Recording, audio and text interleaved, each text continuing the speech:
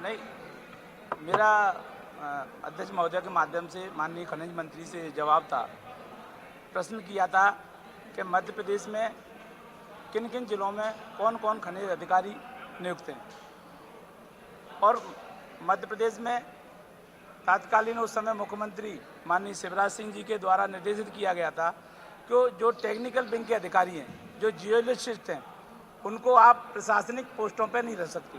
उनकी सेवा शर्तों में भी क्लियर है कि उनको प्रशासनिक पोस्टों पर नहीं रख सकते। उनका काम, जियोलॉजिस्ट का काम ये है कि उनको खोज करना है कौन से जिलों में कौन सा खनिज पदार्थ उपलब्ध है, जिससे सरकार उस जिले में उस प्रकार का उद्योग धंधा स्थापित करे।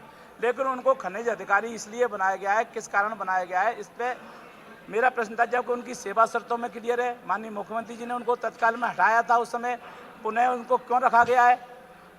माननीय मंत्री जी का जवाब आया है कि हम पे अधिकारी है नहीं, इसलिए उनको। मैंने कहा अगर अधिकारी नहीं है, किसी बच्चों को बाल रोग विशेषज्ञ डॉक्टर की आवश्यकता है, आप उसको रेडियोलॉजिस्ट से इलाज करा रहे हो, आप उससे ऐसे डॉक्टरों से इलाज करा रहे हो जहाँ वो खतरा है, तो आप जिसका काम है वो काम नहीं कर पा रहा है।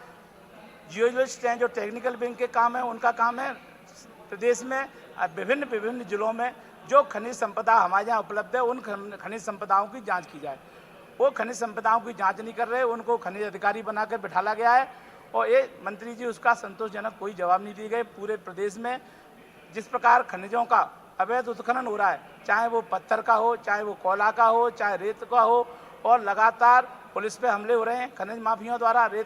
रेत के खनन माफिया पुलिस पे हमला कर रहे हैं, वन विभाग के कर्मचारियों पे हमला हो रहा है। इस पर कोई प्रभावी कदम सरकार नहीं उठा रही है, बल्कि इनको संरक्षण देने का काम कर रही है।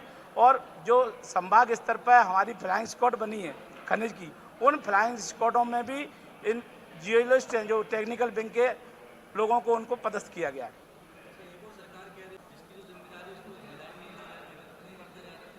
नहीं, निश्चित रूप से जिसका जो काम है वो काम कर ही नहीं रहा अपना, और सरकार पता नहीं क्या लेन देन में शामिल है, क्या कारण है।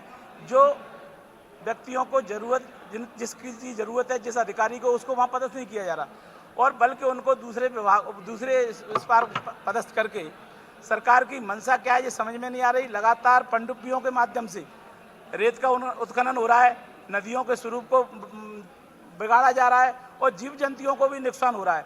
जबकि ये क्लियर है, एनजीटी का फरमान है, एनजीटी का दिशा निर्देश है कि पनडुब्बियों के माध्यम से, पोखलन के माध्यम से, जेसीबी के माध्यम से रेत का उत्खनन नहीं होगा। लेकिन जहाँ रेत है वहाँ रेत का उत्खनन नहीं हो रहा।